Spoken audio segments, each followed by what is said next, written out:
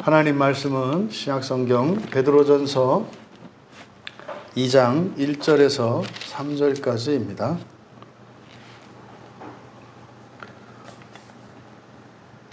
우리 같이 함께 베드로전서 2장 1절에서 3절까지 말씀을 함께 읽겠습니다. 그러므로 모든 악독과 모든 기만과 외식과 시기와 모든 비방하는 말을 버리고 갓난 아기들 같이 순전하고 신령한 젖을 사모하라. 이는 그로 말미암아 너희로 구원에 이르도록 자라게 하려 함이라. 너희가 주의 인자하심을 맛보았으면 그리하라. 아멘. 구원을 위해 자라가라 라는 제목으로 말씀의 은혜를 나누고자 합니다.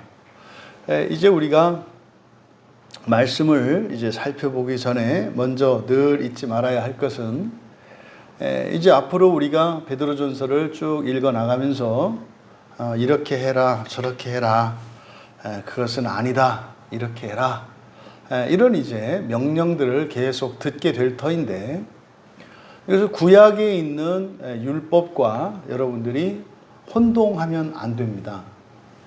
그래서 지금 여기서 이제 앞으로 베드로 사도께서 말씀하실 2장에서부터 이야기할 모든 명령들은 사실은 모든 그리스도인들에게, 모든 사람들에게 들려주시고자 하는 말씀입니다만, 이것은 사실 성경에서 우리에게 말씀하는 구원에 대한 분명한 이해와 그 목표 의식을 바르게 가지고 있으며 그것을 믿고 소망하는 사람들을 위하여 주시는 말씀입니다. 그러니까 이런 거죠. 나는 사실 부활이 믿어지지도 않아. 그리고 부활에 대한 소망도 없어. 그리고 뭐 죽음 뒤에 뭐 사후에 일어나는 일에 대해서는 관심이 없어. 그런 사람들은 이후에 나오는 모든 명령들로부터 자유하셔도 된다 이 말이에요. 왜 이런 말씀을 드리냐면, 사실은 그런 목표의식을 가지고 있지 않은 사람들에게 이제 그런 사람들을 위해서 정말 저 높은 곳 하나님 나라를 위해서, 그리고 그 나라에 들어가기를 소망하며 살고자 하는 이들이 거기에 갈 수 있는 길을 찾아요. 헤맨다고요. 그에 대해서 분명한 답을 주는 거예요. 근데 그런 목표의식을 가지고 있지 않은 사람들이 이제 교회 안에서 여기 있는 말씀들을 이렇게 쭉 들으면 구약의 율법과 하나도 다르지 않게, 그래서 마치 이렇게 하나님이 나에게 구원을 주신 대신 우리에게 이렇게 어떤 책임과 의무를 짐지우고 강요하는 것처럼 이걸 착각하게 된다고요. 그러면 버티면서 신앙생활을 하게 됩니다. 그러니까 그런 사람들은 애시당초 자유해도 된다고 말씀을 드리는 거예요. 왜냐하면 아직 때가 되지 않았기 때문에. 그럼 뭐 듣지 마라 이런 얘기가 아니에요. 그러니까 부담 갖지 말고 들으라는 거예요. 여기에서 이렇게 해라 저렇게 해라 했을 때 뭐 이거를 내가 꼭 해야 되나 말아야 되나 고민하지 말란 말이에요. 고민하지 말란 말이에요. 아니 예를 들어서 어떤 목적지를 향해서 가는 사람에게 그곳을 잘 갈 수 있는 좋은 길에 대한 안내서를 읽었을 때 이걸 들고 투덜대거나 원망하고 불평하는 일이 없단 말이에요. 근데요, 그 목적지에 갈 마음이 없는 사람에게 이렇게 길 안내서 같은 것이 주어지면 거추장스러운 게 된다 이 말이에요. 그러니까 애시당초부터 뭐 해라? 그냥 심심풀이로 봐라 이 말이에요. 그래도 이게 진리의 말씀이니까 그냥 유익이 되니까 그냥 이거 가지고 괜히 감정을 올리고 또 죄책감을 느끼고 또 막 이렇게 해서 신앙에 있어서 막 불만을 품고 이렇게 하지 마라. 그러니까 편하게 들으셔라. 편하게 들으셔라. 다만 이후에 주시는 베드로 사도의 이 말씀들이 정말 여러분들에게 막 기쁨이 됐으면 좋겠어요.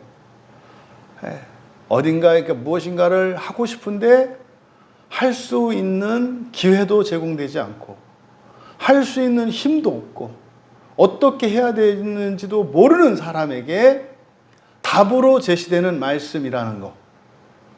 그래서 이제 여기 있는 이 말씀들을 여러분들이 정말 기쁘고 감사하게 막 가슴 벅차는 그런 말씀이 되기를 바랍니다.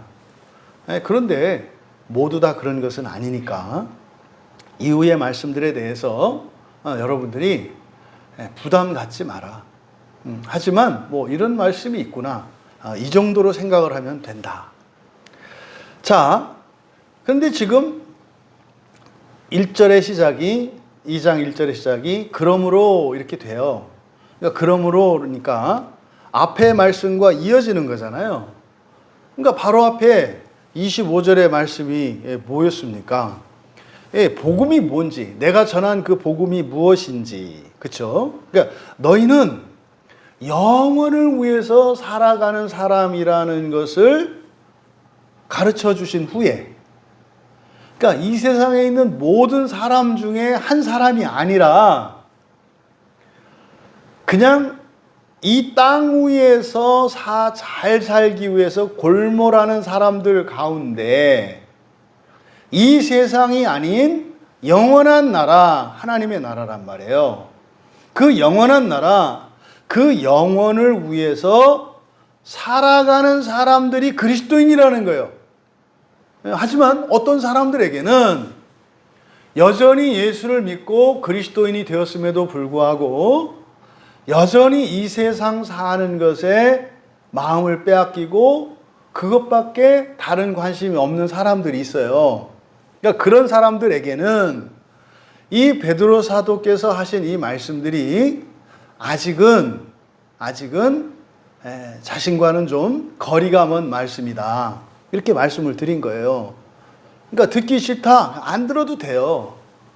안 들어도 돼요. 하지만 하나님의 말씀이기 때문에 현재 내가 그런 목표를 가지고 있지 않다 하더라도 이것을 그냥 편안하게 들음으로써 사실은 그 목표를 향해서 구체적인 길을 또 방법들을 제시해 주기 때문에 그러면 지금까지는 그 첫째 부활의 소망이 그렇게 와닿지 않았고 하나님 나라 들어가는 것이 목표되지 않았던 사람들이 이 베드로 사도의 편지를 읽고 나면 진짜로 지옥에 가지 않고 부활하는 그 첫째 부활이 내게 가능한 거네.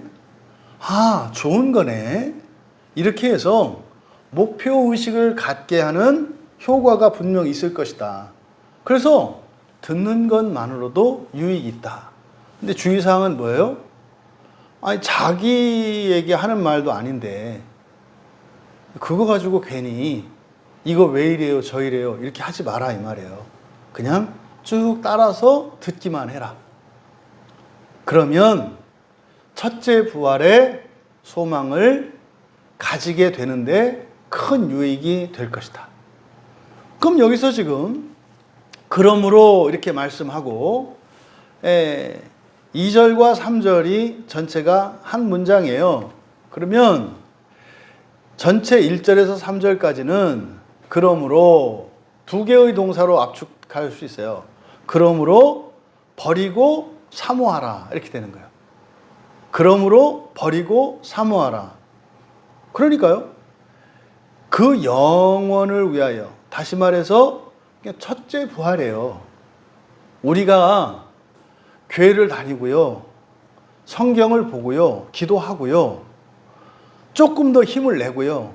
다른 사람보다 더 열심히 살고요. 더 말씀을 따라 살고요.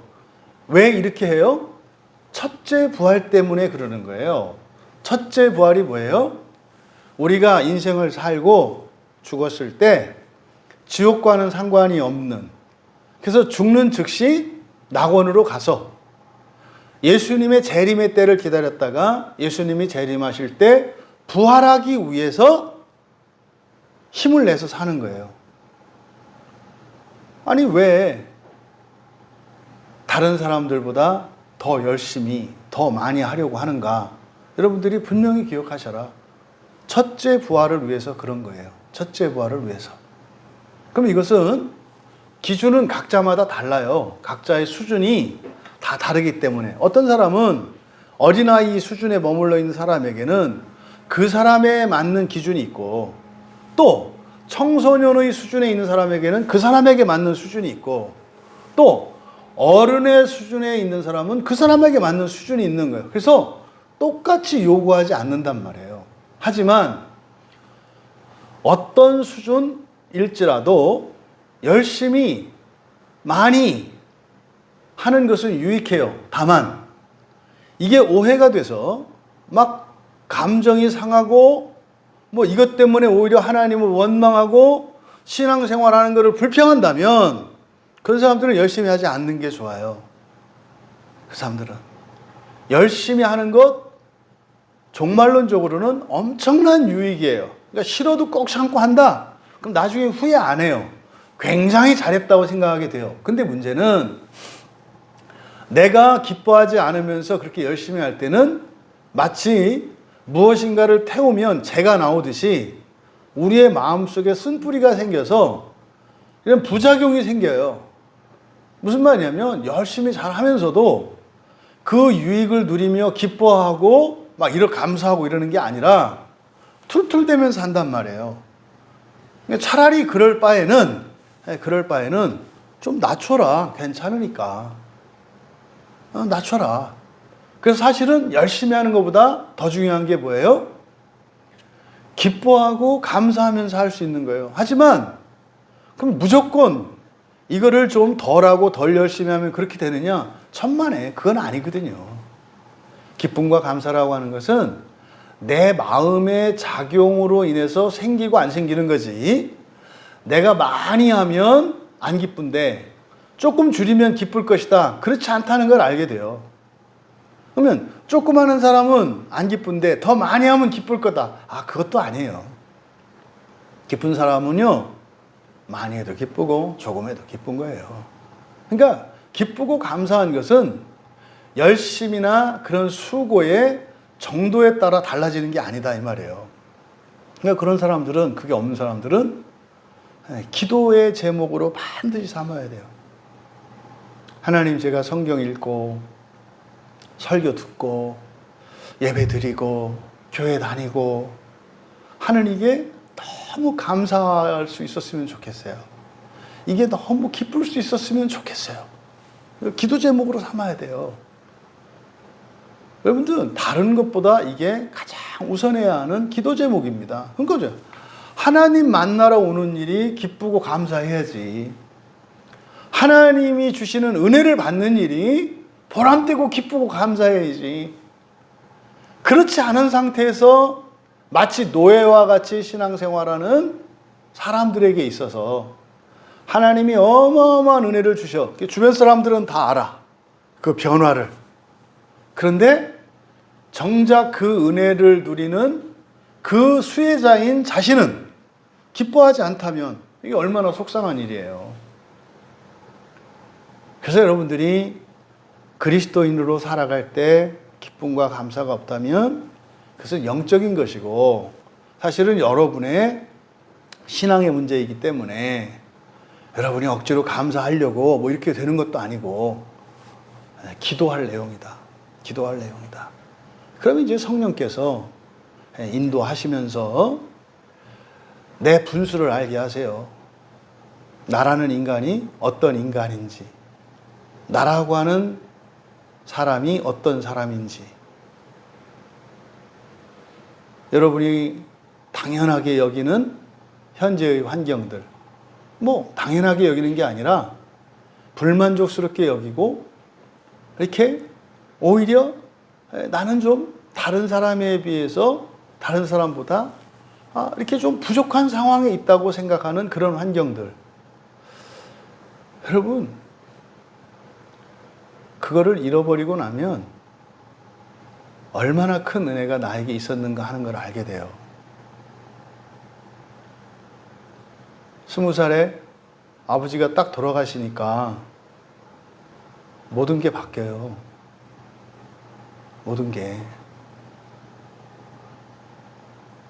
어머니가 그냥 전신마비돼도 딱 누우시니까 모든 게 바뀌어요.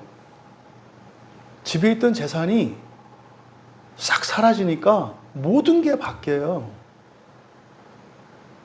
당연하고 오히려 툴툴대던 그런 것들이 까마득한 산 정상처럼 느껴져요. 하루 밥 3끼 먹고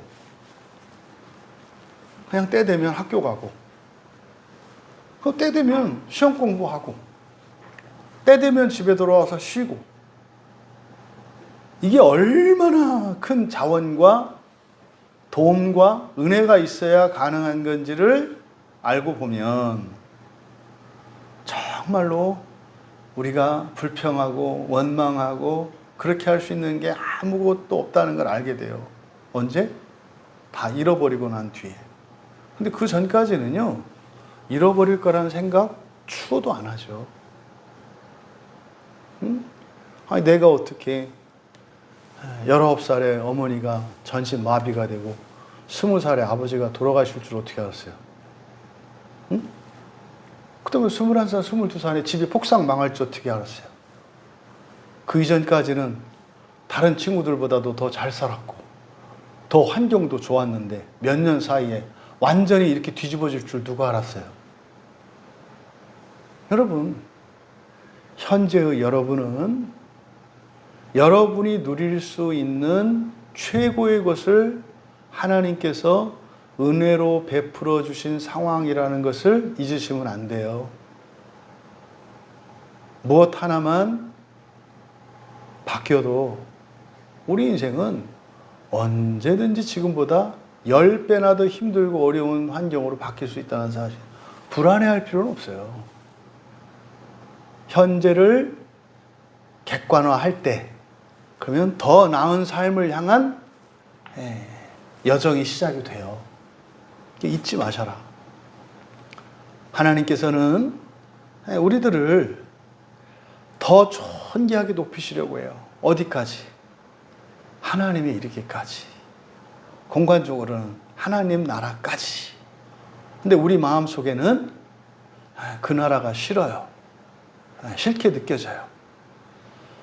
싫게 느껴지는 그 마음속 깊은 곳에 들어가면 나는 안 될 거라고 하는 불신앙이 있어요. 자기 자신에 대한 불신, 하나님에 대한 불신이 있어요. 나는 안 될 것이다. 하나님이 나는 안 해주실 것이다 라고 하는 그 불신이 그 마음속 깊은 곳에 있어요. 그래서 첫째 부활에 대한 소망을 가지고 있지 않은 이런 사람들은 사실은 자신이 그 백척간두의 운명이라는 것, 당장이라도 사실은 자기가 누리는 안정감을 누리는 것들, 평화롭고 당연하게 여기는 것들, 이것들이 한순간이라도 다 사라질 수 있는 것이라는 것을 믿지 않아요. 어떻게? 확실히 안 믿어요. 그러니까 지금 현재보다는 더 불행해지지 않을 거다라고 하는 근거도 없고 아무런 힘도 없는 확신이 있어요. 확신. 또 하나 하나님의 나라라고 하는 그 지구한 가치와 그 영광, 그것을 믿으려 하지 않아요. 뭐에? 지금 당장 내 육체의 감정이죠. 이 감정에 매여서 마치 거미줄에 걸린 먹이와 같이 감정이라고 하는 끈적끈적거리는 그 덫에 걸려서 사실은 거미줄에서 풀려나와 하늘을 훨훨 나는 그 삶을 아예 믿지를 않아요. 여러분, 부디 버리고 사모하라. 이 말씀은 그러므로의 말씀이에요. 그러므로의 삶을 살아가는 이들에게 베드로 사도께서 구체적으로 그렇게 될 수 있는 길로 가르쳐 주신 거예요. 버리고 사모하라. 여기서 지금 베드로 사도께서 주시는 이 가르침은요, 예수님의 가르침이고 사도들의 공통적인 가르침이에요. 지금 여기서는 버리고 사모하라 이렇게 말씀을 했잖아요. 버리고 사모하라. 그런데 바울 사도는 조금 다르게 표현해요. 바울 사도는 벗어버리고 입으라 이렇게 말해요. 같은 말이에요. 같은 말. 벗어버리고 입으라. 또 야고보는, 예수님의 동생 야고보는 버리고 받으라 이렇게 말을 해요. 그럼 바울 사도가 로마서 13장 11절과 12절에서 이렇게 말합니다. 또한 너희가 이 시기를 알거니와 자다가 깰 때가 벌써 되었으되 이는 이제 우리의 구원이 처음 믿을 때보다 가까웠음이라. 이게 뭐예요? 종말이 가까웠다는 뜻이에요. 하나님의 심판이 가까웠다는 뜻이에요. 부활이 가까웠다는 뜻이에요. 그러니까요, 이게 지금 베드로 사도께서 1장 25절에서 했던 것과 같아요. 그 영원을 위해서 그 영원에 들어갈 때가 되었다. 그리고 나서 로마서 13장 이어서 12절에 이렇게 말씀해요. 밤이 깊고 낮이 가까웠으니 그러므로 우리가 어둠의 일을 벗고, 뭐라고요? 어둠의 일을 벗고, 벗고 그래요. 또 빛의 갑옷을 입자 그래요. 그러니까 여기서 벗고라고 번역한 이 말이 여기서 지금 베드로 사도가 말씀한 버리다, 버리라와 똑같은 말이에요. 그러니까 바울 사도는 버리고 입어라 이렇게 얘기를 해요. 그러니까 이게 뭡니까? 그러니까 바울 사도께서 버리고 입으라고 하는 것도 무엇을 위해서 주신 가르침이에요? 첫째 부활을 위한 가르침이에요. 그래서 로마서 12, 13, 14, 15, 16절은 어떤 실천과 교리 일반적으로 이렇게 성경을 로마서를 가르칠 때 그렇게 이야기를 하는데 그게 아니에요. 로마서의 주제도 영화예요. 하나님의 자녀 되는 길. 그래서 로마서 12장에서부터 이렇게 하고 저렇게 하고 저렇게 하고 하라는 거 하는 모든 말씀들은 그냥 모든 그리스도인들이 평범하게 살아가는, 아니요. 하나님의 아들인 신, 하나님의 자녀로 불려지는 신 되기를 원하는 사람들에게 구체적인 방법으로 가르쳐 준 게 로마서 12장에서부터 16장까지 전체의 내용이에요.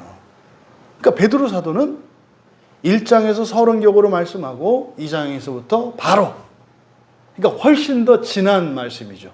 이게.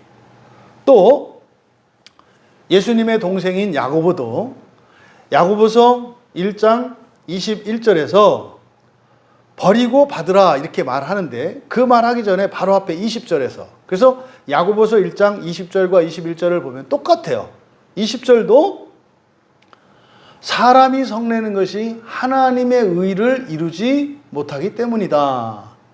그러니까요, 하나님의 의를 그렇게 해서 이룰 수 없다는 거예요. 그래서 야고보서 1장 21절에 뭐라고 하냐면 그러므로는 뭐예요? 하나님의 의를 이룰 수가 없어. 하나님의 의를 이룬다는 게 뭐예요? 부활하는 거예요. 첫째 부활이에요. 그러므로 모든 더러운 것과 넘치는 악을 내버리고 너희 영혼을 능히 구원할 바 마음에 심어진 말씀을 온유함으로 받으라. 그러니까 바울 사도나 베드로 사도나 예수님의 동생인 야고보나 결국 그들의 편지 끝에 결론은 무엇을 위해서 살아라? 첫째 부활을 위해서 살아라. 그리고 그들이 기록한 모든 편지들의 목적이 뭐예요? 첫째 부활을 위한 거예요. 첫째 부활이 뭐예요? 지옥은 근처에도 얼씬하지 않고 그저 사는 동안 사람으로 연약한 육체를 가진, 또 제한된 능력을 가진 불완전한 인간으로서 이 세상을 사는 동안 겪는 이런저런 불편과 시행착오들과 아픔과 상처, 이것으로 지옥을 대신하는 거예요.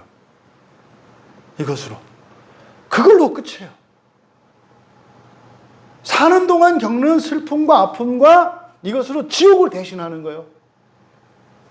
그리고 죽음과 동시에는 더 이상 내가 겪어야 할 남은 고난이 없이 사는 거예요. 이게 사실은 성경에서 우리에게 가르쳐 주시는 하나님이 가장 기뻐하시는 구원이에요. 이게 순종의 삶이죠. 그 안에서 이런저런 일들이 일어나는데 이런저런 일들은 원래 일어나는 거예요. 그러니까 이런저런 일들 때문에 오락가락 하는 게 아니에요. 지금 베드로 사도는 확실히 가르쳐 주는 거예요. 지옥 가기 싫으냐? 사는 동안 그냥 겪는 어려움과 고생으로 끝내고 죽음 뒤에는 정말로 영광스러운 그 낙원과 그 부활의 삶을 살고 싶으냐? 간단히 말하는 거예요. 버리고 사모해. 이러면 돼요. 버리고 사모하면 된다고요. 그러면 그 중간에는 많은 일들이 있어요. 괜찮아요. 괜찮아요. 버리고 사모하면 돼요. 이것을 여러분들이 기준으로 삼고, 그럼 이제 성경을 읽으면 이 말씀만 하는 게 아니잖아요. 이런저런 얘기가 있고, 또 우리가 마음 기경을 하고, 또 우리 마음이 막 변덕스럽잖아요. 언제는 설교 듣고 교회 오는 게 기쁘고 감사하고 막 은혜로운데, 언제는 막 죽기고보다 싫고 막 그냥 미치겠고 이러잖아요. 그 안에 다 들어가 있는 거예요. 원래 그런 거예요. 원래. 왜? 우리 안에서 감정이 쉼없이 요동치니까. 아니 여러분, 이렇게 견고한 것 같아서 건물을 세우는 땅이 가만히 있습니까? 땅도 가만히 있지 않아요.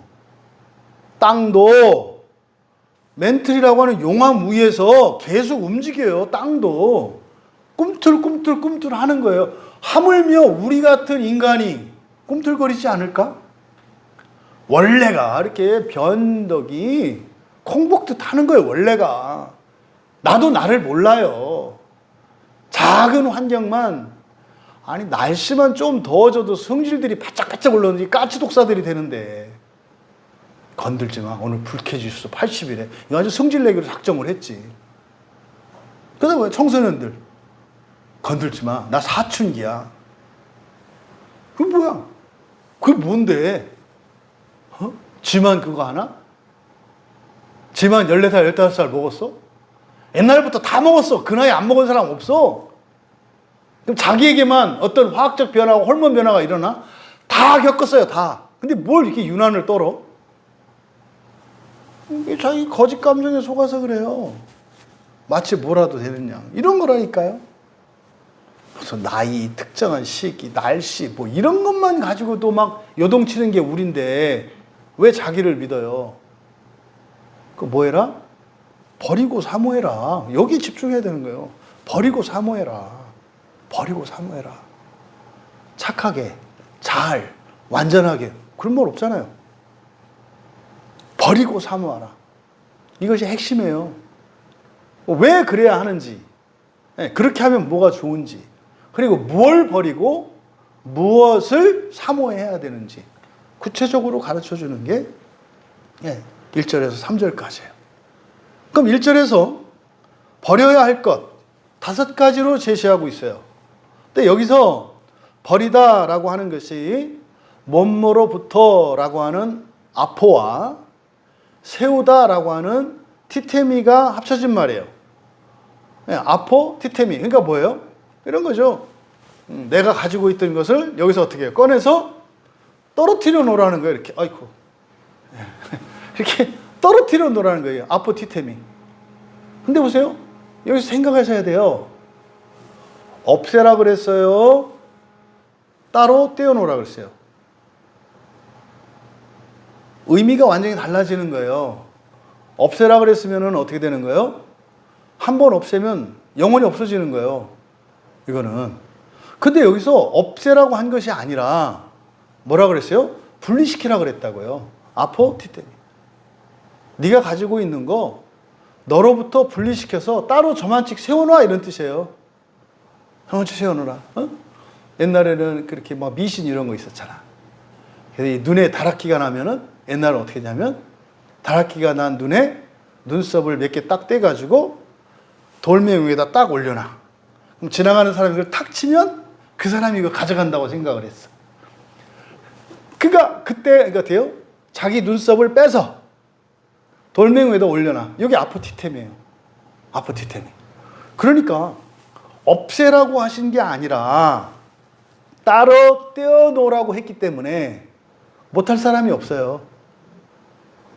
없애라고 하면 없애려면은 뭐 불이 있어야 되든지 무슨 도구가 있어야 되든지 자기에게 능력과 힘이 있어야 되든지 그래야 될 거 아니에요. 그러니까 여기서 버리라라고 한 이 말씀, 이 아포티템이라는 말을 통해서 1차적으로 알 수 있는 거, 완전히 없애는 거 아니다. 아니다. 응? 그리고 없애는 게 아니니까 누구나 다 하려고만 하면 할 수 있는 거다. 가능한 거다 이 말이에요. 불가능한 게 아니라 가능해. 그래, 어려운 것도 없어. 에? 막상 해보면 이제 결코 쉽지는 않지만 못할 것도 없다 이 말이에요. 에? 근데 또 하나 이 아포티테미를 통해서 알 수 있는 건 뭐예요? 영영 사라져버리는 게 아니니까 일시적으로 내가 딱 떼어놓을 수 있잖아. 이렇게 여기 딱 떼어놓았더니 지금 바닥에 떨어졌잖아. 그러면 다시 제가 주워서 가질 수 있어요. 그러니까 뭐예요? 버렸지만 다시 주워올 수도 있다 이 말이에요. 왜 주워올까요? 그게 필요해지는 거지. 필요해지는 거지. 버렸는데 가져올 생각이 없었는데 다시 가져올 수도 있어요. 언제 가져오겠어요? 그게 필요하니까. 아니면 그게 가치가 있다고 생각하니까. 그러니까 지금 여기에 제시되는 5가지는 이런 거예요. 영원히 없어지는 것은 아니다. 영원히 없어지는 건 아니다. 그러니까 왜요? 버렸다, 주웠다, 버렸다, 가져왔다 할 수 있는 것들이다 이 말이에요. 왜 그렇다? 우리가 헷갈린다 이 말이에요. 필요 없는 것이고 나쁜 것이라고 생각해서 버릴 때도 있는데 갑자기 그게 필요해지고 그게 가치 있는 것으로 생각이 바뀌어서 주워올 수도 있는 거다 이 말이에요.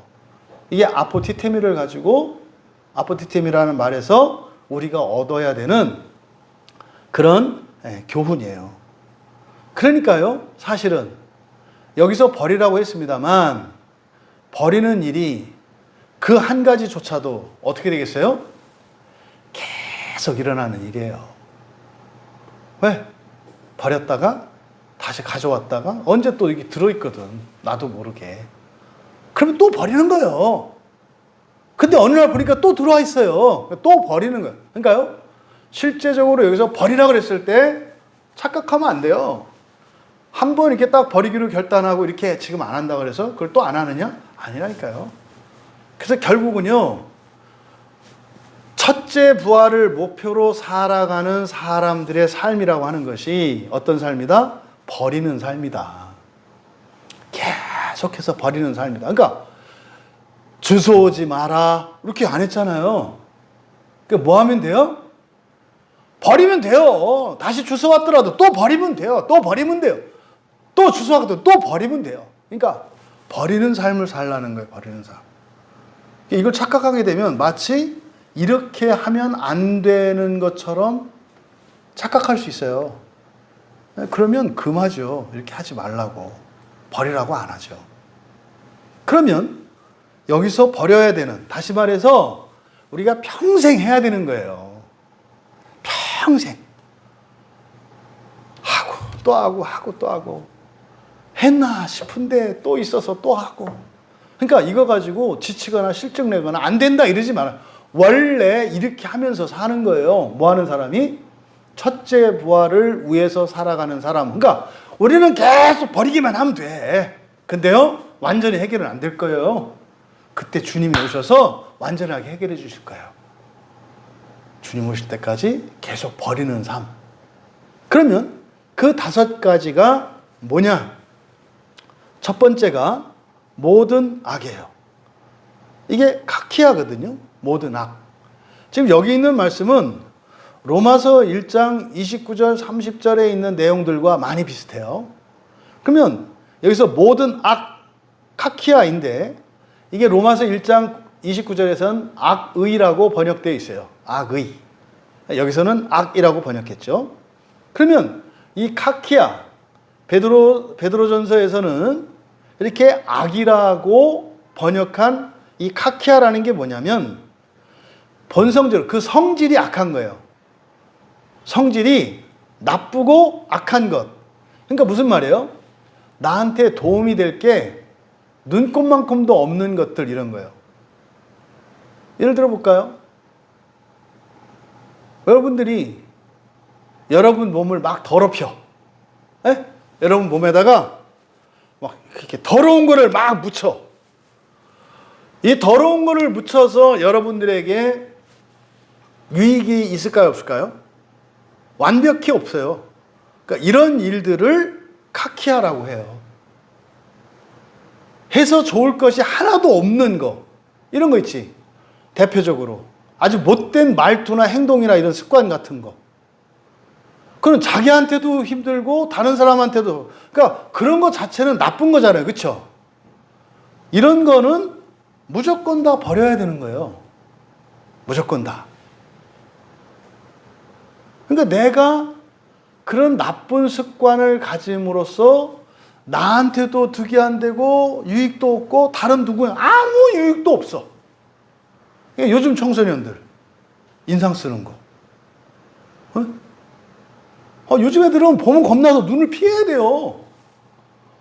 막 이러고 있어가지고. 그러니까 이런 게 대표적인 요즘 청소년들에게 있는 대표적인 카키아라고 할 수 있어요. 또 욕하는 거. 애들 막 욕해. 상소리를 막 해. 아무 이유. 그러니까 그냥 전혀 이로울 게 없는 것들. 이것을 카키아라 그래요. 그러니까 성질 자체가 악해. 악하다는 건 뭐라고요? 나쁘다는 거예요. 유익이 안 된다는 뜻이에요. 이것을 카키아. 그러니까 첫 번째 버려야 되는 게 이런 거예요. 그러니까요. 각자 우리에게 있는 그 악한 것들이 있다고요. 이런 것들은요, 다 버려야 돼요. 그러니까 버리면서 살라는 거예요. 버리면서. 그런데 여기에 모든이라는 말을 붙였어요. 모든이라는 말은 우리가 받아들일 때는 어떻게 받아들여라? 예외 없이. 성경을 읽을 때 모든이라는 말을 읽을 때는 머릿속으로 바꾸라고요. 예외 없이. 그러니까 모든이라는 말은 우리들에게는 크게 의미 있게 다가오지 않아요. 근데 예외 없이 그러면 헉하게 되는 거예요. 그러니까 모든 악을 버려라. 그럼 뭐예요? 남김없이 모든 거예요. 그러니까 여기서 우리가 어렴풋하게 짐작할 수 있는 게 있어요. 아, 하나님의 나라는 악한 게 하나도 없는 나라구나. 근데 이 세상에서는 우리가 그걸 완전히 해결할 수가 없어. 하지만 악이 없는, 일체의 악이 없는 그 나라를 내가 목표로 살아가고 있기 때문에 현재 나의 모든 악도 다 버리라는 거예요. 하지 말라는 게 아니에요. 하나님 나라를 소망하니까 완전을 목표로 살라는 거예요. 목표. 근데 어떻게 할 거다? 잘 안 될 거다. 되고 안 되고는 상관없어요. 버리는 삶을 살아라. 어떻게? 모든 악. 두 번째로 모든 기만이에요. 이 기만은 돌로스거든요. 이게 로마서 1장 29절에서는 사기라고 번역되어 있어요. 사기. 그러니까 이 돌로스가 의미하는 게 그런 거예요. 이 돌로스가 의미하는 것은 원래 덫이에요. 덫. 네? 함정 이런 거거든요. 그러니까 모든 기만. 여기 이제 뒤에 2절에 가면 우리가 사모해야 될 젖을 이제 설명을 할 때 밑에 가면 2절에 순전하고 이렇게 돼 있잖아요. 요 순전하고 요 말이 여기에 있는 기만과 기만의 반대말이에요. 요 기만이 돌로스라 그랬잖아요. 그럼 뒤에 2절에 순전하는 돌로스 앞에 부정접도 아를 붙인 거예요. 그래서 돌로스. 그러니까 2절에 순전한에 반대되는 말이 기만이에요. 그러니까 우리가 생각하는 기만, 사기치고 속이고 이런 것만을 의미하는 게 아닌 거죠. 이게 순전하지 않은 거예요. 순전하지 않은 거. 그러면 두 번째로 우리가 끊임없이 버려야 되는 돌로스, 이 기만이라는 게 뭐냐? 예, 이거는요, 모든 속임수예요. 모든 속임수. 모든 속임수. 근데요, 속임수가 우리가 속이는 줄 속이려고 속일까요? 그렇게 안 해요. 여기서 말하는 속임수는 일반인들이 이야기하는 도덕적인 속임수나 상식적인 속임을 말하는 게 아니에요. 이건 지금 영적인 얘기거든요. 그러니까 그리스도인이, 정상적인 그리스도인이 속일 때 자기는 속이는지 몰라요. 속이는지 모른다고요. 그래서 이 기만이라고 한 이것은 사실은 뭡니까? 악한 특성을 온갖 명분과 핑계로 숨기려는 거예요. 이 기만이라고 하는 것은. 그러니까 사실은요, 핑계에 가까운 거예요. 여기서 기만은. 이래서 나는 그런 거야. 누구 때문에 그런 거야. 이런 핑계의 성격을 말해요. 그러니까 이 기만이라고 하는 것은 다른 사람들뿐만 아니라 자기 자신을 속이는 것이기 때문에, 그러니까 차라리 그래서 예수님이 뭐라 했어요? 예, 아니요라고 한단 말이에요. 네. 할 수 있으면 예라고 하고 할 수 없으면 못해요라고 말 안 한다 하라 이 말이에요. 근데 이 기만은 어떻게 해요? 사실은요, 주님 제가 하고 싶은데요, 이러이러해서 못했고요, 이러이러해서 그랬어요. 이게 기만이에요.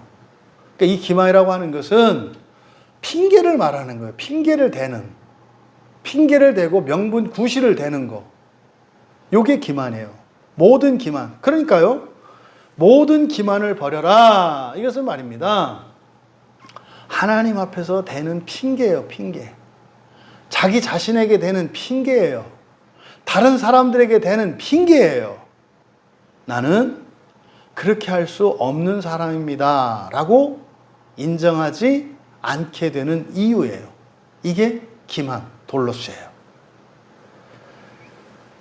그래서요, 여기서도 마찬가지로 기만 앞에 모든이라는 말을 붙였네요. 모든은 어떻게 해라? 예외 없이.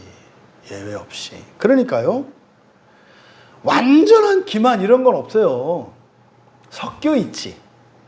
그러니까 여기서 모든 기만이라고 하는 이유가 뭐예요? 얼마만큼 기만했느냐, 그러니까 얼마만큼 핑계를 댔느냐, 또 어떤 일이냐, 아니야.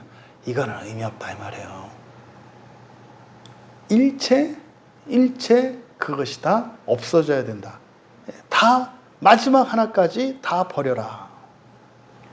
결국은요, 이 기만이라고 하는 것은 말입니다, 온전하지 못하게 하는 목적을 가지고 있어요.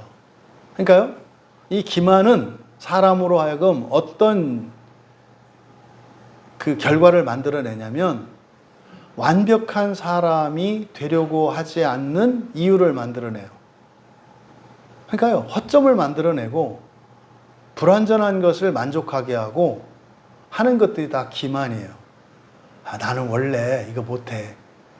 나는 원래 이런 사람이야. 나는 이것밖에. 이게 다 기만이에요. 자기가 하나? 하나님이 도와주셔서 하는 거지. 네? 다음 세 번째, 외식이에요. 이 외식이라고 하는 이게 휘포크리시스거든요. 휘포는 뭐뭐 아래 이런 뜻이고요. 네, 크리시스는 심판 뭐 이런 거 안에 이런 거거든요. 그러면 심판 아래에 있는 것, 이걸 지금 외식이라고 번역을 하는데, 휘포는 뭐뭐 아래 이런 뜻이고, 크리시스니까 다른 사람의 판단이나 평가, 판정 이런 거예요. 그러니까요, 나는 착하지도 않은데 다른 사람들한테 착하다는 소리를 들으려고 착한 척해. 이게 히포크리시스예요. 그럼 뭐 착하지 않은데 착한 척하니까 외식 뭐 이렇게 얘기를 합니다만, 반대도 있다 그랬죠? 나쁘지 않은데 나쁜 사람 척도 해요. 그래서 이걸 저는 이제 외식과 가식으로 속여서, 외식과 가식으로 저는 이제 이거를 구분해서 쓰는데, 그러니까요, 자기 있는 그대로가 아니라, 그리고 진심도 아니야.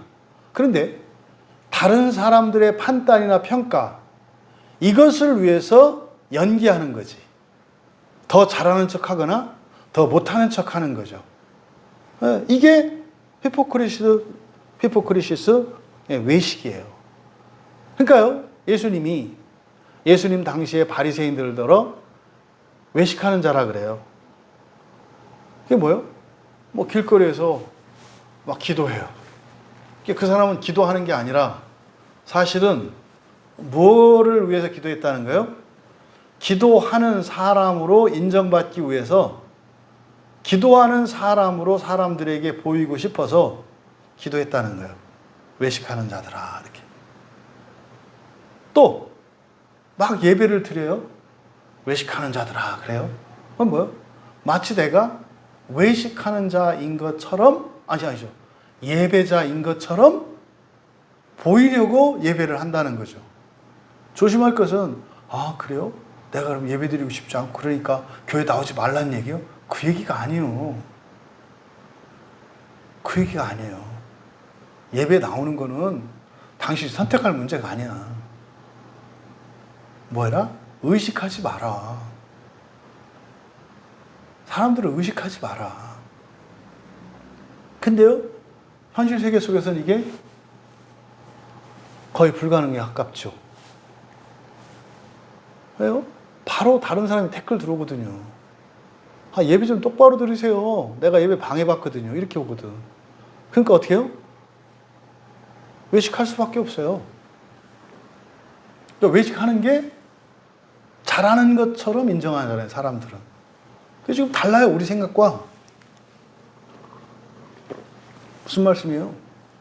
예배 드리는데 막 설교 듣기 싫어 죽겠어, 힘들어 죽겠어, 막 졸려. 아, 잘한 얘기요. 막 이렇게 하지 말고 잘하고 그냥 마치 졸리지도 않고 이런 것처럼. 자기가 이렇게 했으니까 누가 졸면 막 승질나지. 나도 뭐 이렇게 좋고 편해서 이런 줄 알아? 나도 이렇게 꾹 참는 거 너는 이렇게 안 참아. 뭐 이런 거지. 아, 괜찮아요. 다른 사람의 평가나 인정을 위해서 하지 마라. 무엇이라도 자유롭게 살아라, 이 말이에요. 외식을 버리라고 하는 것은. 네 번째로, 시기들. 이게 지금 외식, 시기, 비방하는 말, 우리말 성경은 단수형으로 되어 있습니다만 다 복수형이에요. 앞에 악과 기만만 단수형으로 썼는데 사실 앞에 모든이라는 말이 붙어 있어. 그죠? 사실 그래서 복수의 의미예요, 전부 다. 그러면 외식들, 시기들. 시기가 뭐예요? 이 푸토노스거든요. 이 푸토노스의 시기라고 하는 것은요, 사돈이 땅 사면 배 아픈 게 시기예요. 다른 사람이 잘 되면 싫은 게 시기라고. 다른 사람이 잘 됐다는 소식을 들으면 속이 뒤틀려. 짜증나. 화나. 이게 시기예요. 보다 적극적으로는 잘 된 거는 좋은 거예요? 안 좋은 거예요? 잘 됐는데 좋지가 않아. 뭔가 누군가가 잘 됐다는 얘기가 들려요. 근데 기쁘지가 않아. 왜 그래요? 시기 때문에 그렇다고요. 교회 안에 막 좋은 일들이 일어나는데 그 기쁨에 참여하지 못하게 하는 게 시기라고요, 시기. 시기는 다른 사람에 대해서 막 그것만 시기가 아니에요. 좋은 것을 좋은 것으로 여겨지지 않는 거. 그래서 여기도 시기들 그런단 말이에요. 그러니까 큰 일이든 작은 일이든 남이 잘 되는 것을 싫어하는 거. 이게 시기예요. 버려라. 그렇잖아요? 여러분이 좋아하는 사람이 잘 되면 좋아할 수 있는데 나를 인정해 주지 않고 나하고 별로 친하지 않은 사람이 잘 되면 싫어하지는 않지만 기뻐하지는 더 않죠. 이게 시기라고요, 시기. 그러니까요, 다른 누군가에게 좋은 소식, 좋은 일이 일어났다는 소식을 들을 때 기쁘지가 않아. 그럼 내 안에 뭐가 그렇게 한다고요? 시기심이. 공감의 문제가 아니에요, 그거는. 공감은 결과죠. 공감하지 못하는 이유가 뭐 때문이다? 시기 때문이다, 시기 때문이다. 그럼 시기는요, 악으로 가요. 기뻐하지 않은 사람은요, 반대로 다른 사람의 슬픔이나 아픔도 공감하지 못하겠죠. 그러니까 단순히 기쁜 것만이 아니라 이렇게 해서 우리의 감정의 공감 능력 자체를 없애버린다고요. 다섯 번째가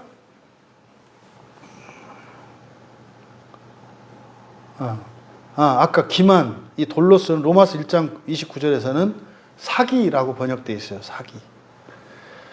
그리고 이 돌로스는 뭐라 그랬어요? 돌로스. 그렇죠? 앞에서, 이거 이제 뒤에서 나오는 순전한과 반대말이라고 그랬죠. 그 다음, 이제 마지막 다섯 번째, 모든 비방하는 말들. 그래도 모든이네요. 그렇죠? 그리고 여기는 말들, 복수형까지 같이 썼어요. 여기는. 모든 말들. 그러니까 앞에 두 개는 모든 하고 단수형으로 썼고, 그러니까 이거나 저거나 다 하나다 이런 뜻이고, 그 다음에 세 번째와 네 번째, 외식과 시기는 전부 복수형으로 외식들, 보기들, 외식들, 시기들 이랬어요. 그래서 이거는요, 다양하다, 여러 가지 형태가 있다. 이렇게 나타냈고, 그 다음에 비방하는 말, 여기는 모든 비방하는 말들. 그러니까요, 가장 강조되고 있죠.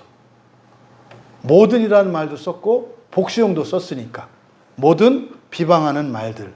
그래서 비방하는 말은 카타랄로스예요. 카타랄로스. 카타는 아래로 이런 뜻이거든요. 아래로. 랄로스는 말이에요. 그러니까요, 깎아내리는 말이죠. 카타랄로스는. 깎아내리는 말. 그러니까 험담, 욕, 저주, 뒷담 이런 게 카타랄로스죠. 뒤에서 칭찬하는 거를 카타랄로스라고 하지 않아요. 야, 그 사람 되게 훌륭해. 이건 카타랄로스가 아니에요. 뒤에서 얘기한다고 그래서. 높이는 말이잖아요. 그죠? 여기서 카타랄로스는 목적 자체가 뭐예요? 가치를 떨어뜨리는 거예요. 그럼 이 카타랄로스는 말입니다, 모든 비방하는 말들이에요. 그러니까요, 이거냐 저거냐 다양해. 말들, 여러 가지 말들이 있어. 근데 예외 없어. 여러분, 비방하는 말들은요, 1차적으로는 다른 사람들에게 하겠죠. 자기한테도 해요. 여러분들이 이제 대화를 할 때 그 사람의 말에 이렇게 좀 귀를 기울여 보면, 비방하는 말들을 많이 하는 사람들은 자기 자신도 깎아내려요. 자기 자신도. 그래서 어느 정도냐면, 누가 칭찬하면 부인해. 참 잘했어요. 그러면은, 그럼 그때 어떻게 되는 거예요? 기뻐하고 감사하면 되거든요. 고맙습니다. 이러면 되거든요. 근데 뭐라 그래요? 아니에요. 그럼 내가 지금 거짓말했다고? 아예 아니라니까요. 왜 그러는데? 이게 카타랄로스예요.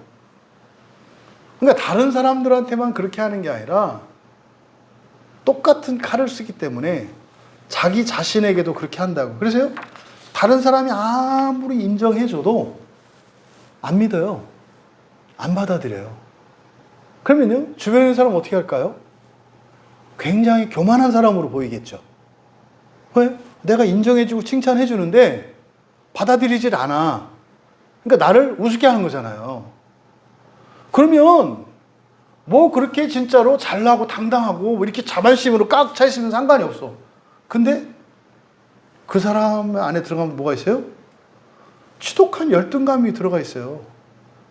그럼 자기 자신에 대해서도 열등감을 갖고 있고, 다른 사람들을 무시하고, 그러니까 결과적으로는 자기가 자기 자신을 괴롭게 하고 다른 사람도 괴롭게 해요. 그러니까 여기서 지금 비방하는 말을 유난히 더 강조한 것으로 보여요. 그래서 모든 비방하는 말들.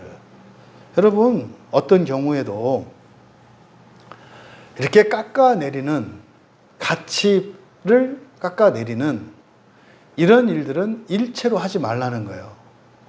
뭐 그런 거 있을 수 있지 않겠어요? 집에서 일어날 수 있는 실수. 뭐 집에서 누군가가 음식을 했어. 교회에서도 마찬가지죠. 그럼 왜 맛없다고 얘기해요? 아니, 짠맛이라도 있을 거 아니에요. 그리고 누군가가 무엇을 했을 때는 거기에 그 사람의 수고와 정성과 마음과 사랑과 힘이 들어간 거 아니에요? 그러면 설사 간도 안 맞고 맛이 없다 하더라도 아, 이 더운 날에 수고하셨네요. 이런 말을 해야 되는 거예요. 근데 그런 말을 한 거는 생각 안 나고 왜 흠을 잡냐고. 이 카타랄로스예요. 어떤 사람이 좀 부족하다 하더라도요. 애썼다, 수고했다, 노력했다. 뭐 사실이잖아요. 근데요. 비방하는 말을 쓰는 사람들은 상대방이 잘한 것이 인식되지가 않아요.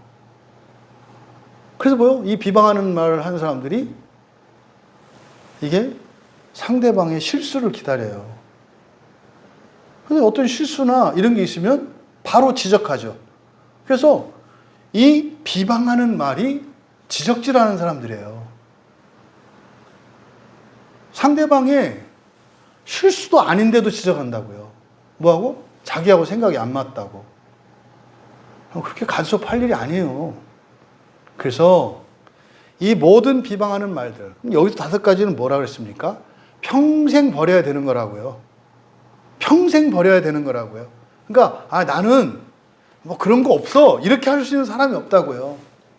일시적으로 안 할 수 있겠지만 또 하게 되는 거라니까요. 그래서 뭐라 했어요? 버려라. 그러니까 이거 버려라라는 것은 한 번에 끝내는 게 아니에요. 평생 사는 동안 해가 되는 일임에도 불구하고 주구장창 할 거고요. 습관 안 바꿀 거고요. 이런저런 핑계를 대면서 살 거고요. 또 누가 하라고도 안 하고 성경에서 이렇게 하라고도 안 하는데 괜히 좀 어떤 기준에 따라서 어떤 평가를 얻으려고 외식할 거고요. 또 다른 사람 잘 되는 거를 싫어하고요. 또 다른 사람들이 하는 걸 공감하지 않을 거라고요. 다 그렇다는 게 아니에요. 누군가에 대해서. 그리고요. 자꾸 깎아내릴 거예요. 그래서요. 좋은 것을 보고 감사하고 기뻐하는 게 아니라 부정적이고 잘못된 것을 찾아내면서 자꾸 지적질을 한단 말이에요. 여러분, 이 세상 모든 사람에게 다 칭찬할 만한 게 있어요. 이 세상 모든 것에 다 인정해 줄 만한 게 있어요. 반대로. 이 세상 모든 것에 다 지적할 만한 게 다 있어요. 이게 이 5가지가 오미자처럼 뜰불 맛도 냈다, 신맛도 냈다 이렇게 한다고. 그러니까 어떻게 해라? 계속 퇴 뱉어내라, 버려라. 이건 어떠는 거다? 평생 하는 거다. 2절에 갓난아기들 같이 순전하고 신령한 젖을 사모하라는 거예요. 사모하라. 여기서 사모하다라고 번역된 말이 사모한다라고 하는 포떼오라는 말 앞에 에피라는 말을 붙였어요. 에피포떼오.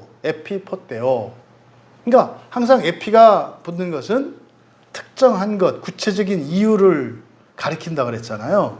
그래서 에피포떼오 이렇게 하면 특정한 것을 사모하는 거예요.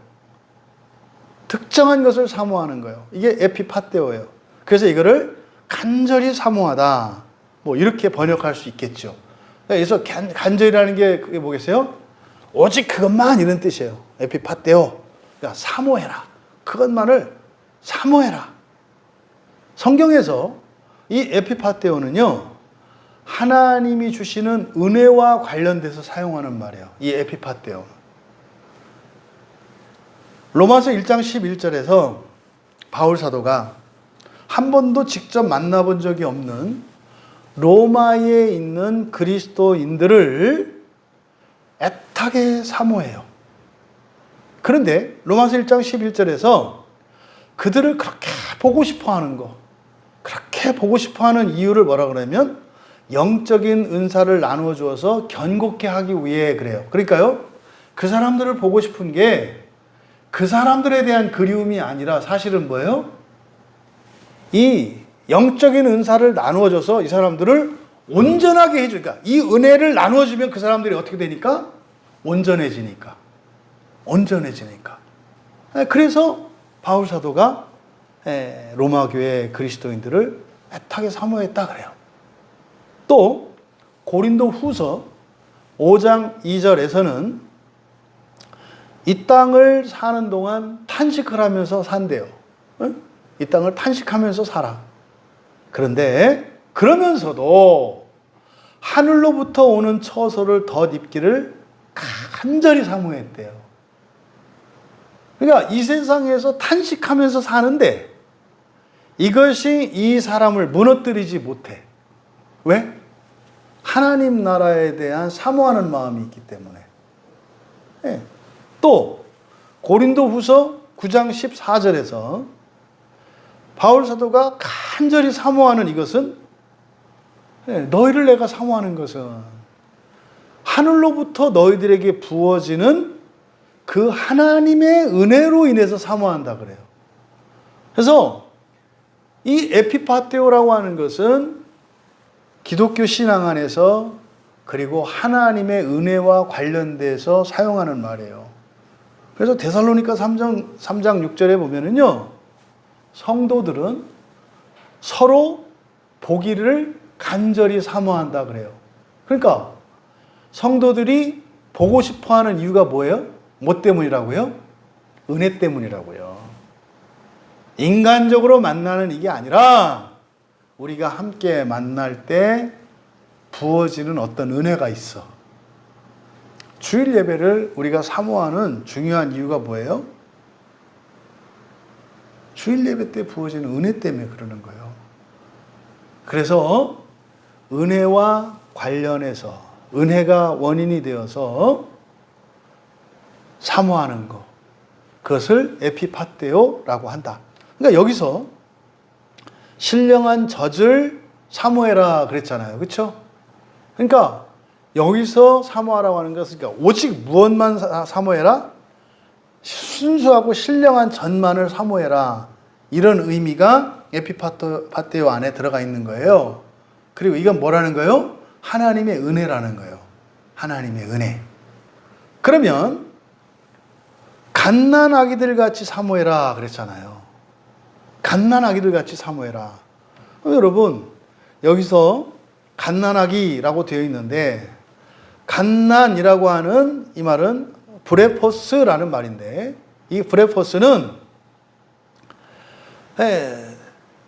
갓 태어난, 그러니까 태아. 그러니까 그래서 엄마의 몸속에서 딱 임신이 되면 착상을 하잖아요. 그렇죠?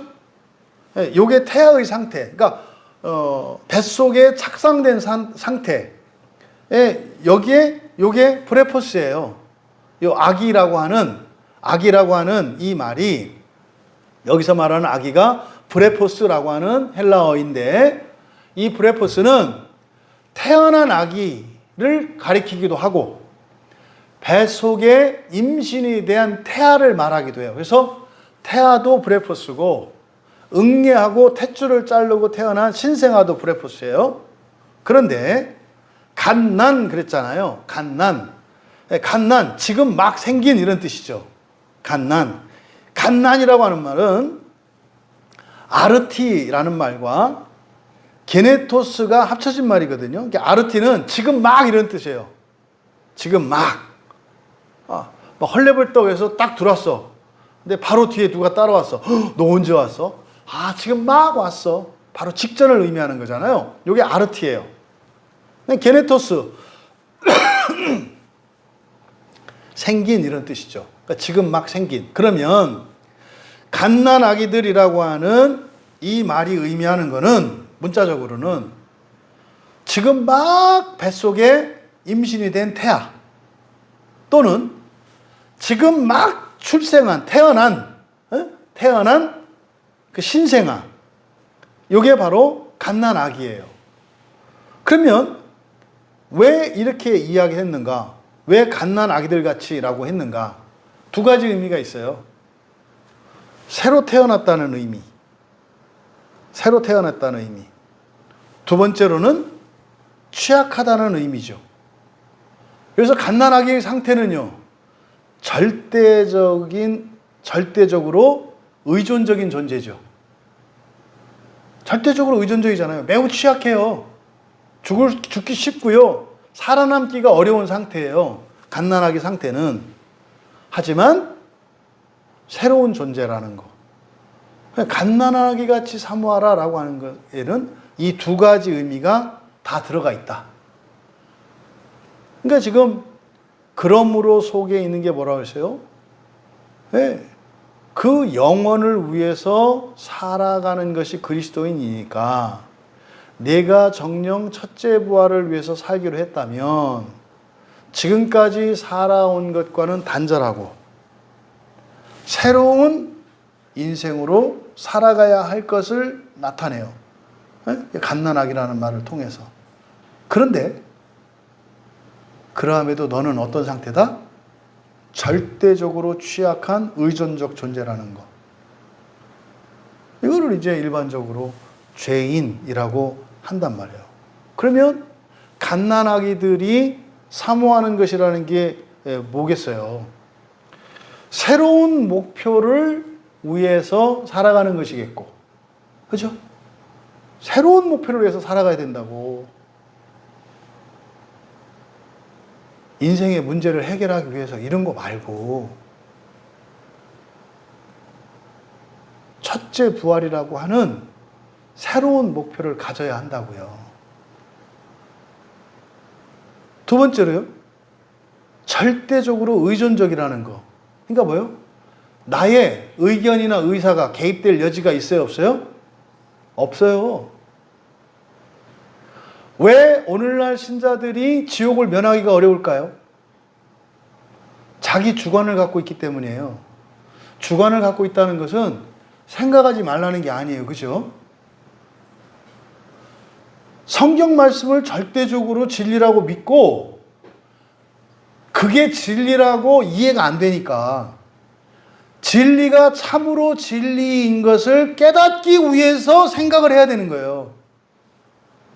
틀릴 수 있지 않나? 이런 게 아니라 절대적으로 옳다라고 하는 명제하에 그것을 이해하기 위해서 생각하고 느끼고 뜻을 세우고 살아야 되는 거예요. 그런데 의존적이지 않은 사람은 판단을 한다고요. 꼭 이렇게 해야 돼요? 그것 말고 다른 길이 없어요? 그래서 베드로 사도가 갓난아이 같이 사모하라고 하는 이것의 두 번째 의미가 뭐다? 절대적으로 절대적으로 의존하라라는 뜻이에요. 절대적으로 의존적인 것이라는 것을 잊지 마라. 세 번째로요, 갓난아기가 배고프면 어떻게 해요? 울어요. 금방 앉으면 어떻게 돼요? 악을 써요. 그래도 앉으면 어떻게 돼요? 얼굴 시퍼렇게 뒤로 넘어가요. 원초적이죠. 그래서 갓난아이 같이라고 하는 것은 방긋방긋 웃는 천사와 같은 아이가 아니에요. 이거를 주지 않으면 죽을 것 같이 악당우 같이 하는 거예요. 이게 갓난아이 같은 거예요. 조금 크면은요, 눈치도 보고 이러잖아요. 그죠? 지금은 분위기가 안 좋아. 지금 했다가 한 대 얻어맞아. 근데요, 갓난아기 때는 그거 없어요. 딱 한 가지 목표. 자기 배고픔을 위해서, 그리고 타협하지 않죠? 갓난아기는 절대 타협하지 않아요. 에? 기저귀가 척척해서 우는 애는 기저귀를 갈아주기 전까지는 암만 안아주고 울렐레 쭈쭈 해도 그냥 울어요. 기저귀를 뽀송뽀송하게 해줘야 애는 안 울어요. 배고파서 우는 아이한테는요, 배가 빵빵해져야 안 우는 거예요. 그러니까 그게 채워지기 전까지는 적극적으로 의사를 표시하는 거예요. 그러니까요, 적극적으로 요구하는 거예요. 갓난아이 같이 사모한다는 것은. 뭐 할 때까지? 채워질 때까지. 채워질 때까지. 또 마지막으로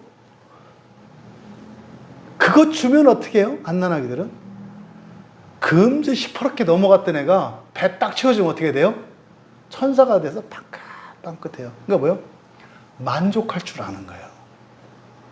만족할 줄 아는 거. 그래서 갓난아기 같이 사모한다는 것을 4가지로 정리했어요. 그렇죠? 새로운 목표, 절대적으로, 의존적으로, 그리고 적극적으로 요구하는 거.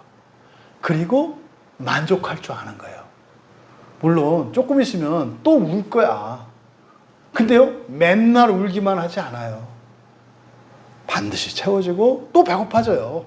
그래서 울고 웃고 하면서 이제 얼굴 근육이 발달하면서 얼굴이 더 이뻐지는 거예요. 그렇게. 이게 갓난아기 같이 사모한다는 뜻이다. 다음으로 순전하고 신령한 젖. 이게 순전하고 아까 돌로스의 반대말이라고 그랬잖아요. 그러니까 기만이 없는 거죠. 속임이 없는 거죠. 돌로스니까. 그렇죠? 그러니까 이거는 다른 게 섞이지 않은 거예요. 다른 게 섞이지 않은 거. 그러니까요, 순도 100%의 젖 이런 거죠. 다음에 신령한 젖. 이게 신령한, 이거는 그 우리말 성경에다가 가위표 X로 탁 치세요. 이건 정말로 잘못 번역한 거예요. 보통 신령한은 푸뉴마티코스, 푸뉴마토스, 그래서 영적인 이거를 신령한이라고 대부분 번역하거든요. 그런데 이거는 푸뉴마하고도 상관이 없어요. 여기서 신령한이라고 번역한 것은 로기코스거든요. 로고스예요, 로고스. 로기코스니까 논리적인 거예요. 합당한, 합리적인 이런 뜻이거든요. 근데 이거를 신령한이라고 번역을 해놨어요. 그러니까 너무 앞서간 거죠.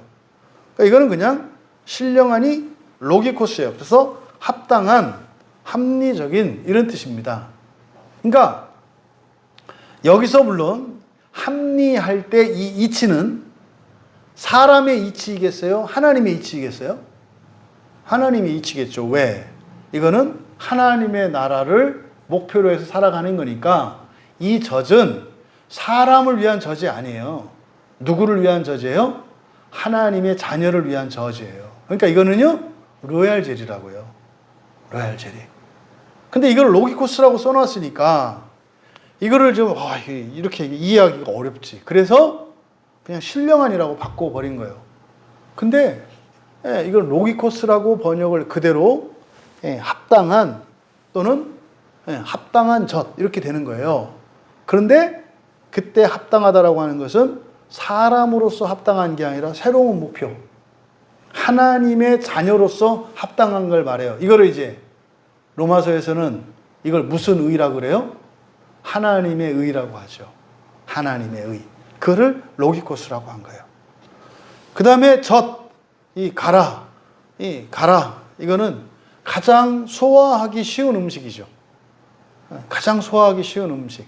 그리고요, 모든 필요한 것들이 다 들어있는 음식이죠. 소화하기 가장 쉬워요. 누구라도 다 소화해요, 젖은. 애기도 소화하니까 아픈 사람도 소화하고요. 다 소화해요. 그리고요, 그 젖에는 모든 게 다 들어있어요. 그러니까 순전하고 합당한 젖. 이것만을. 그래서 이게 에피파테오 안에 그런 의미가 있다 그랬잖아요. 그것만을 뭐 해라? 사모해라. 그러면 여기서 말하는 순전하고 신령한 젖이 의미하는 게 뭐겠어요? 여러분들은 알아차리셔야 돼요. 이게 성경이에요.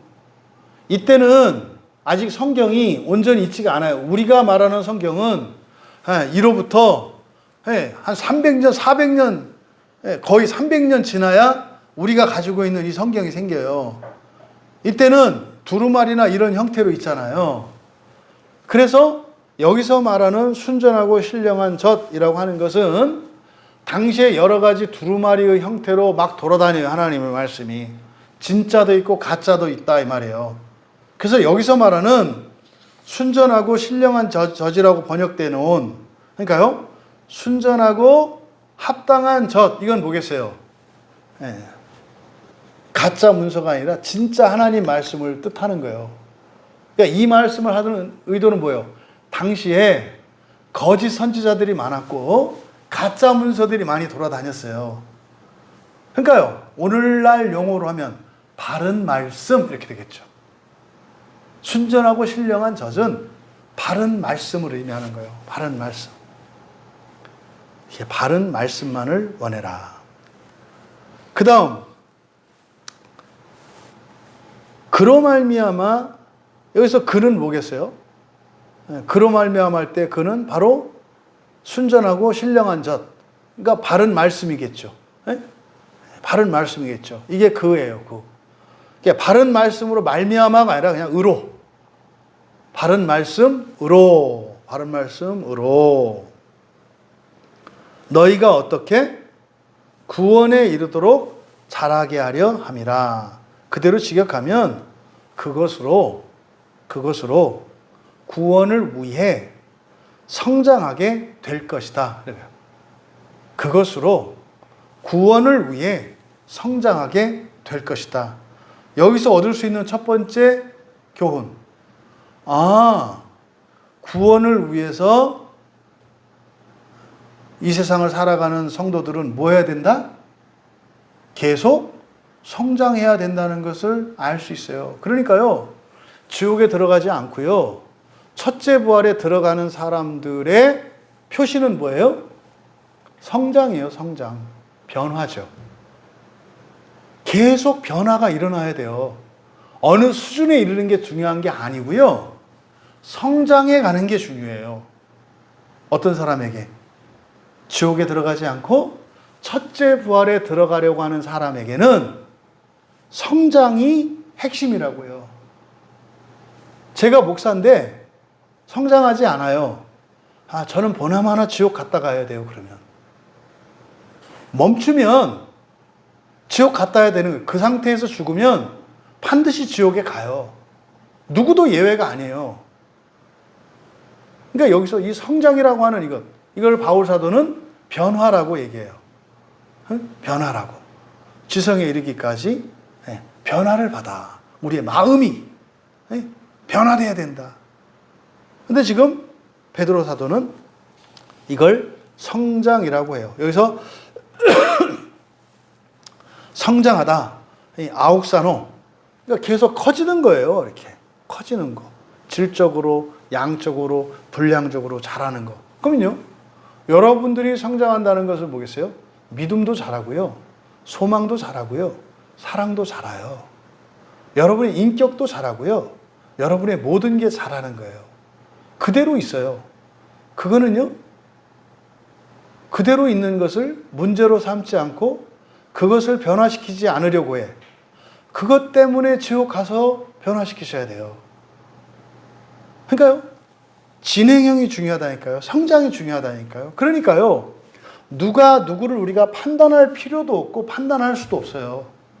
나도 나를 판단하고 판단할 필요가 없어요. 우리가 판단해야 되는 것은 뭐예요? 성장하고 있는가 안 하고 있는가요. 규모는 중요하지 않아요. 양은 중요하지 않아요. 중요한 건 뭐예요? 성장. 그래서 여기서 말하는 구원은 첫째 부활이겠죠. 그 첫째 부활을 위해서는 성장해 가야 한다는 거예요. 그러니까 여기서 어이쿠 하면은 바보지. 어떻게 성장하는지 앞에서 얘기했잖아요. 버리고 사모하면 성장하게 될 것이다 그랬잖아요. 성장하라가 아니에요. 계속 버리면서 사모하는 삶을 살면 자기가 성장하고 있는 것을 자기도 알고 남도 알아요. 그러니까 성장하려고 하면 안 돼요. 우리가 해야 될 일은 뭐예요? 버리는 삶, 사모하는 삶. 근데 사람들이 어떻게 해요? 자꾸 성장하려고 그래요. 그러니까요. 괜히 하다가 나중에 승질내고 막 이러잖아요. 누가 성장하래? 그건 성령께서 하시는 일이에요. 구원을 위해 성장하게 갈 것이다. 약속이잖아요. 왜? 성령께서 하실 거니까. 그러니까 우리가 해야 될 일은 버리고 사모하는 일이에요. 3절도 그냥 한 문장이거든요. 이게 이제 조건절입니다. 만약 뭐뭐라면, 그래서 3절을 그대로 직역하면 그리하라를 이제 삽입 추가시킨 거예요. 원문 그대로 하면 만일 너희가 여기서 인자하심 밑줄 치시고 인자하심이라고 번역한 단어는 크레스토스거든요. 크레스토스를 인자하심이라고 하면 안 돼요. 크레스토스가 의미하는 것은요, 필요를 채워주는 이런 뜻이에요. 필요한 것을 채워주는, 이게 크레스토스예요. 이런 거죠. 부모님들은 자녀들의 필요를 채워주죠. 그러니까 여기서 이제 갓난아기 얘기를 했으니까 갓난아이가 울면 엄마가 필요를 채워주죠. 그래서 여기에 크리스토스라는 말을 쓴 거예요. 그런데 주님을 마치 엄마처럼 표현한 거예요, 여기서는. 주님을 엄마처럼. 만일 너희가 주님이 필요를 채워주시는 것을 맛보았다면, 경험했다면 이런 뜻이죠. 만일 너희가 주님이 너희의 필요를 채워주시는 것을 경험했다면, 그러면은요, 이제 앞에 이렇게 해라. 여기서 왜 주님을 어머니의 모습으로 나타냈을까? 사람이 가장 신뢰할 수 있는 게 어머니라고 해요, 보통은. 못 믿을 어머니도 있지만, 그래도 최고로 믿을 만한 게 어머니라고 말을 한다고요. 그러니까 여기서 모성애를 의미하는 거예요, 여기서 주님은. 그러니까 주님이, 여러분들의 생애 가운데에서 하다못해 내가 차비가 없는데 갑자기 차비가 이렇게 생기는 이런 일을 경험해 보셨습니까? 그 얘기를 하는 거예요. 그런 얘기를. 그러니까 이거는 예수님을 믿지 않는 사람도 이런 경험을 할 수 있죠. 그렇잖아요. 예수 안 믿는 사람도 횡재를 경험하거나 누구한테 전혀 예상 못했던 신세를 지는 이런 경험 다 있잖아요. 이게 여기서 말하는 인자하심이라고 번역한 필요를 채워주시는 경험이에요. 필요를 채워주시는 경험을 했다면, 그러니까 사실은요, 누구나 다 했다는 거예요. 여기서는 그렇게 하면 해 이런 의미가 아니고, 너 이미 하나님이 너의 필요를 채워주시는 경험이 있었잖아 이 말이에요. 그러니까요, 이렇게 살지 말아야 되겠다고 생각할 사람은 없어요. 근데 그런 생각을 안 해. 왜 그렇다고? 영적인 방해 때문에 그래요. 누가복음 6장 35절에서 오직 너희는 원수를 사랑하고 선대하며 아무것도 바라지 말고 꾸어줘라. 그러면 너희 상이 클 것이요 또 지극히 높으신 이 아들이 되리니 그는 은혜를 모르는 자와 악한 자에게도 인자하시니라. 이게요, 작정의 보편 구원에 대한 근거 구절이 되는 말씀이에요. 인자하시니라고 번역해, 이게 크리스토스거든요. 그러니까요, 악한 자나 은혜를 모르는 자도 필요를 채워주신다, 안 채워주신다? 채워주신다. 채워주신다. 이게 크리스토스예요. 그럼 여러분, 악한 자들도 필요를 채워주시는데 예수를 믿는다고 신앙 고백하고 세례받은 신자들은 안 채워주실까? 그러니까요, 첫째 부활을 할까 못할까, 지옥 갈까, 그 주님이 알아서 할 테니까 너는 뭐 해라? 버리고 사모하며 살아라. 자꾸 또 하다, 그런데요, 이런 것 좀 하지 마라.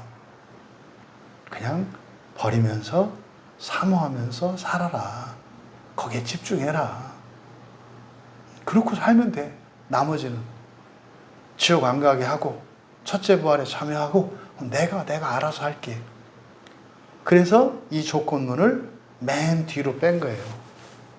만일 너희가 주님께서 너희 필요를 채워주시는 것을 경험해. 다 했어요. 다 했어요. 의심하지 말고. 여러분, 그러므로의 삶을 받아들이시기 바랍니다. 구원에 대해서, 신앙에 대해서, 인생에 대해서 모든 두려움을 다 버리세요. 그러므로의 삶을 사시면 돼요. 그러므로의 삶. 그래서 성령이 우리 안에 계신 거예요. 성령님이 우리 안에 계시잖아요. 그래서 절대적으로 성령을 믿고 의지하며 새로운 신인류된 갓난아이처럼 성령을 절대적으로 믿고 성경을 읽으시고 설교를 들으면서 사세요. 근데요, 왜 성경을 안 읽고 설교를 안 듣는가? 빈자리가 없어서 그렇다고요. 내 마음에 빈자리가 없어서. 자기 안에 마음에 가득 차 있는 이런 5가지의 이런 악독과 기만과 외식과 시기와 비방하는 이거를 비워내지 않으면 공간이 없잖아요. 여러분들이 죄와의 싸움이 없잖아요. 설교가 안 들려요. 주일에 예배를 드는데 설교가 막 지루해요. 길어요. 은혜가 안 돼요. 설교에 문제가 있을 수 있죠. 뭐 제가 드라마 얘기를 한다든지, 그냥 성경이 아닌 다른 책 이야기를 한다든지, 그러면 설교자에게 책임이 있어요. 근데 어쨌든 그냥 빠듯빠듯 그냥 성경을 얘기하려고 하면 설교자에겐 책임 없어요. 그럼 왜 설교가 안 들리고 은혜가 안 돼요? 여러분이 버리지 않고 있기 때문에 그래요. 아니, 마음에 꽉 채워갖고 온 사람이 뭘 먹어요? 배불러서 먹을 수가 없지. 설교가 길어서도 아니고, 설교가 어려워서도 아니고, 설교가 싱거워서도 아니고, 아니에요. 뭐 때문에요? 배부르기 때문에. 근데 그게 배부른 게 아니야. 뱃속에 쓰레기로 꽉 차 있는 거잖아요. 그래서 먼저 버리라고 말씀을 한 거예요. 기억하십시오. 그러므로의 삶을 받아들이시고 먼저 버리고 사모하는 삶을 살아가시기 바랍니다. 그러면 됐다니까요. 그게 실제로는 간단한 거 아니에요. 버리는 과정 속에 여러 가지 일들이 있고 과정이 있어요. 하지만 그 원칙은 잃어버리지 마라. 끊임없이 버리며 사모하는 삶. 이게 그러므로의 삶이에요. 두 번째로, 주님은 행운 같은 분이시다. 이렇게 기억을 하세요. 행운 같은 분이시다. 왜 이렇게 말씀을 하냐면, 여러분이 내 수고나 노력 없이 이렇게 경험한 어떤 횡재 같은 거, 이런 거 있잖아요. 웬떡이야, 이런 거. 사실은 구원은 그런 거예요. 횡재 같은 거고, 행운 같은 거예요. 우리가 부활하는 거, 그냥 횡재고 행운 같은 거예요. 길을 가다가 누군가를 만나서, 여기서 지나가서, 첫 번째로 만나는 사람한테 내가 주려고 돈 1억 원을 들고 있었어요. 당신이 첫 번째 이렇게 받았어. 그게 내가 그 시간에 갔기 때문에 받은 거라고 생각하나요? 아니잖아요. 구원은 그런 거예요. 근데 사람들은 자꾸 시간 맞춰서 가야 되고 어떤 길을 가야 돼 이렇게 생각을 한다고. 첫째 부활은 횡재. 주님이 앞에 기다리셔서 나에게 주시는 거지, 내가 이렇게 하고 저렇게 하고 하면은 주시고 어떻게 하면 안 주시고 이런 게 아니라고요. 행운과 같고 횡재와 같은 것이 주님이 주시는 첫째 부활의 구원이다. 근데 하나는 해야 되잖아요. 가야 돼요. 자기 갈 길을. 베드로는 여기서 뭐라고 하는 거예요? 버리고 사모하라. 이게 가는 거예요. 어떤 사람은 시간을 사는데요. 안 가고 가만히 서 있는 사람이 있어요. 교회 다녀도요. 가만히 서 있는 사람이 있어요. 가만히 서 있는 사람이 어떤 사람이에요? 버리지 않고 사모하지 않는 사람이에요. 버리지 않고 사모하지 않는 사람은 교회를 주구장창 다니는데 가만히 서 있는 것과 같은 사람이에요. 그래서 우리는 그 주님이 주시는 첫째 부활의 구원을 위해서는 반드시 뭐 해야 한다? 성장해야 한다. 반드시 성장해야 한다. 그러니까요. 버리고 사모하면 돼요. 반드시 버리고 사모해야 해요. 근데요, 그거면 또 돼요. 반드시 해야 합니다.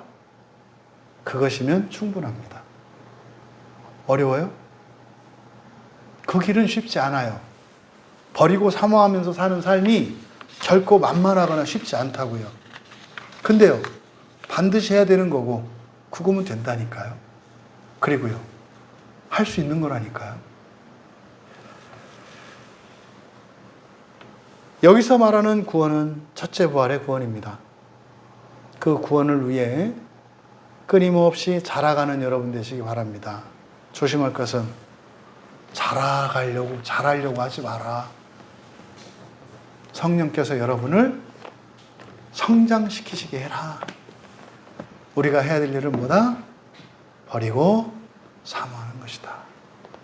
그 은혜가 여러분의 인생길에 든든한 버팀목이 되고 피할 바위가 되어주시고 능력이 되어주시기를 축복합니다. 그래서 불안해하거나 혼란스러워하지 않고 쓸데없는 것에 시험 들지 않고 아주 단조롭고 명확한 첫째 부활의 구원의 길에 대해서 가르쳐 주신 베드로 사도의 말씀이 여러분의 것이 되고 그 유익을 누리기를 주님의 이름으로 축원합니다. 말씀을 생각하며 잠시 기도합니다. 하나님, 이 5가지의 악한 것들을 버리면서 살기를 원합니다. 그 싸움들은 평생 해야 되는 싸움인데 그 싸움을 실증내거나 중단하거나 물러서지 않게 하옵소서. 버리는 삶을 살게 하옵소서. 또 제가 그렇게 버릴 때마다 제가 사모하는 하나님의 바른 말씀이 그 순전하고 합당한 그 양식이 나에게 채워지게 하옵소서. 내가 버릴 때 즉각 채워주시는 하나님의 은혜가 나를 자라게 하는 그것을 경험시켜 주시옵소서. 그래서 흔들림이 없는 확신 안에서 인생을 살아가게 하옵소서. 믿음의 길을 가게 하옵소서. 우리 같이 기도합니다.